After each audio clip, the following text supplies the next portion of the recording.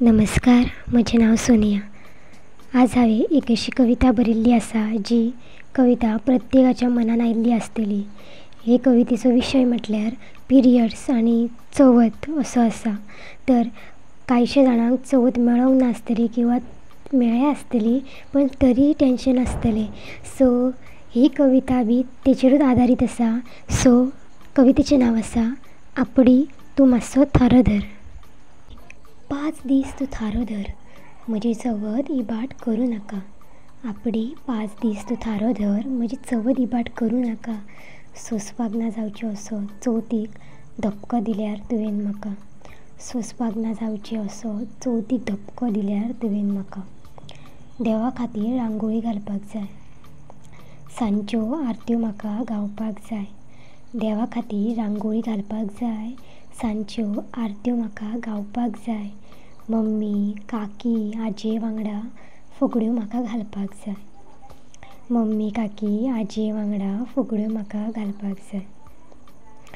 देवाक नेवऱ्यो मोदक करपाक जाय, देवाक नेवऱ्यो मोदक करपाक जाय। इश्टिणीक इश्टाक चवथीक आपोवंक जाय, इश्टिणीक इश्टाक चवथीक आपोवंक जाय। मामागेर आत्यागेर वचूंक जाय, चवथीची उमेद भागोवंक जाय। मामागेर आत्यागेर वचूंक जाय, चवथीची उमेद भागोवंक जाय। आपडी 5 दीस तूं थारो धर, आपडी 5 दीस तूं थारो धर, म्हजी चवथ इबाड करूं नाका। सोंसपाक ना जावचें असो चवथीक धपको दिल्यार तुवें म्हाका। सोंसपाक ना जावचें असो चवथीक धपको दिल्यार तुवें म्हाका। सगळ्या वांगडा बसोन पंगतीक चवथीचें जेवण जेवपाक जाय, सगळ्या वांगडा बसोन पंगतीक चवथीचें जेवण म्हाका जेवपाक जाय। हेंगेर तेंगेर गणपती पळोवपाक अख्ख्या वाड्यार म्हाका भोंवपाक जाय, हेंगेर तेंगेर गणपती पळोवपाक अख्ख्या वाड्यार म्हाका भोंवपाक जाय।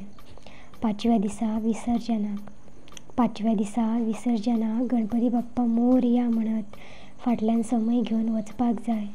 चिरमुल्यो घालून कापूर पेटोवन निमणो निरोप म्हाका दिवंक जाय, निमणो निरोप म्हाका दिवंक जाय। फुडल्या वर्सा यो रे बाप्पा बेगीन अशें ताका सांगपाक जाय, फुडल्या वर्सा यो रे बाप्पा बेगीन अशें ताका म्हाका सांगपाक जाय। आपडी 5 दीस तूं थारो धर, आपडी 5 दीस तूं थारो धर, म्हजी चवथ इबाड करूं नाका। सोंसपाक ना जावचें असो चवथीक धपको दिल्यार तुवें म्हाका। सोंसपाक ना जावचें असो चवथीक धपको दिल्यार तुवें म्हाका। देव बरें करूं।